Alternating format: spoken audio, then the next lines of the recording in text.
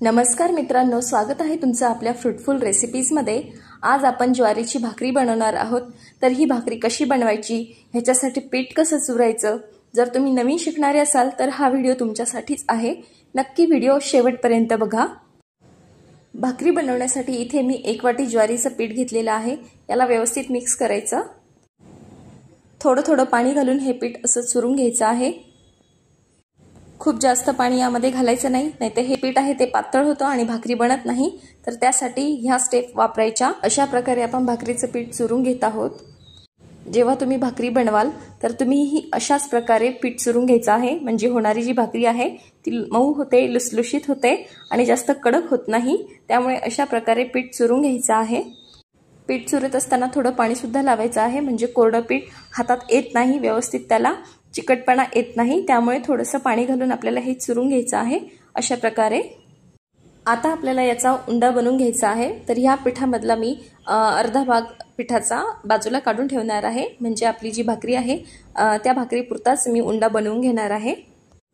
उंडा बनवून घेण्याआधी याला व्यवस्थित पाण्याने छान मळून घ्यायचं, चुरून घ्यायचं आहे आणि मस्त याचा मऊसूत असा गोळा बनवून घ्यायचा आहे।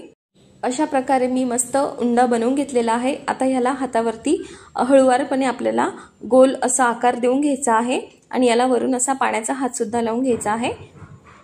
अशा प्रकारे हे आपल्याला हाताने दाबून घ्यायचं आहे आणि छोटीशी भाकरी बनेल असं हे आपल्याला दाबून घ्यायचं आहे। अशा प्रकारे बनवलेल्या उंड्याच्या मागच्या साईडने आपल्याला कोरडं पीठ लावून घ्यायचं आहे, म्हणजे भाकरी थापायला आपल्याला सोपी जाते। आता आपल्याला कोरडं पीठ हे खाली परातीला सुद्धा लावून घ्यायचं आहे अशा प्रकारे, म्हणजे भाकरी व्यवस्थित आपल्याला थापल्या जाते।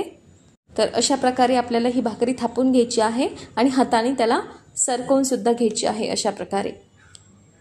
तुम्ही बघू शकता भाकरी मस्त आता गोल होत चाललेली आहे आपली। तर अशा प्रकारे तुम्ही बनवाल तर तुमची भाकरी व्यवस्थित 100% व्यवस्थित बनते। मस्त आपण भाकरी बनवून घेतलेली आहे। आता आपल्याला ही तव्यावरती ठेवायची आहे।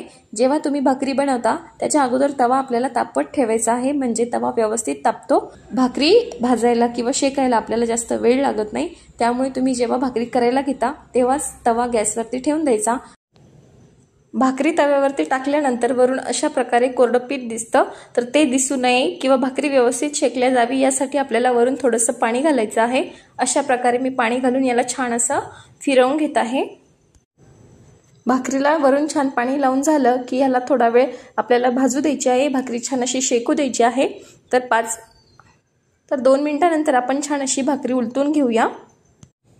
बघा मस्त अशी भाकरी होते, छान अशी शेकल्या जात आहे। आता खालच्या पद्धतीने आपल्याला जशी आपण वरून शेकली आहे तशीच आपल्याला खालच्या बाजूने सुद्धा शेकून घ्यायची आहे। दोन्ही साइडनी छान भाकरी शेकून घ्यायची तव्यावरती। त्यानंतर ही भाकरी आपण गॅसवरती भाजणार आहोत। अशा प्रकारे मस्त दोन्ही साइडने आपल्याला गॅसवरती भाकरी भाजून घ्यायची आहे आणि मस्त कडक कुरकुरीत अशी ही भाकर होते। तुम्ही ह्याला बेसनाबरोबर खाऊ शकता, भरीत बरोबर खाऊ शकता किंवा इतर भाज्या ज्या तुमच्या आवडीच्या आहे त्यांच्याबरोबर सुद्धा खाऊ शकता आणि उत्तम अशी भाकर ही बनते। तयार आहे मस्त इथे ज्वारीची भाकरी। ज्वारीची भाकरी ही ज्या लोकांना मधुमेह शुगर आहे त्या लोकांनी नक्की खावी। तर ही रेसिपी मी आपल्या चॅनलवरती टाकलेली आहे, नक्की ही रेसिपी बघा आणि अशी भाकरी बनवून बघा। जर तुम्ही नवीन शिकणारे असाल आणि तुम्हाला भाकरी आवडत असेल तर मी सगळ्या टिप्स सोबत ही भाकरी तुम्हाला सांगितलेली आहे। अगदी पीठ कसं चुरावं, किती घ्यावं, कोरडं झालं तर काय करावं, अशा सगळ्या टिप्स मी तुम्हाला सांगितलेल्या आहे। नक्की ही रेसिपी बघा आणि भाकरी घरी ट्राय करा। रेसिपी तुम्हाला कशी वाटली कमेंटमध्ये मला नक्की सांगा। व्हिडिओ तुम्हाला आवडला असेल तर व्हिडिओला लाईक करा, शेअर करा आणि आपल्या फ्रूटफुल रेसिपीज या चॅनलला नक्की सबस्क्राईब करा। भेटूया पुन्हा अशाच एका नवीन रेसिपी सोबत। तोपर्यंत खा आणि मज्जा करा।